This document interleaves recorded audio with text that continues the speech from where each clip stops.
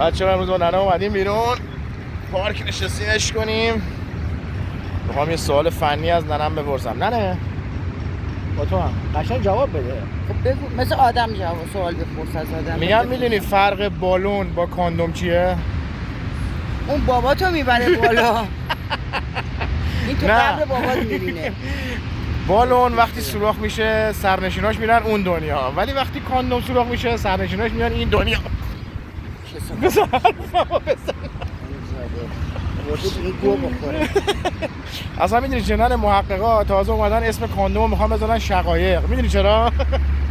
چون جسم شق رو عایق میکنه. بلند شو کام شو منو برده بر خونه. کسکش پدر آورده اینجا داره چرت و پرت داره واسه من میگه. اینا همه چیزای علمیه. میگه بریم دلمون باشه. اومدیم اینجا دیگه یه باشه چرت و پرت داریم میگی تو. بلند شو. آخش. ولی ننه خوشگلی ما. خوشگلی من خوشگلم شکی نیست. چون من خوشگل بودم تو هم خوشگل پس انداختم شدی خوشگل پسر. در اصل من خیلی خوشگل. خودشیفته ننه تو. نه بابای جاکش خودشیفته باشه.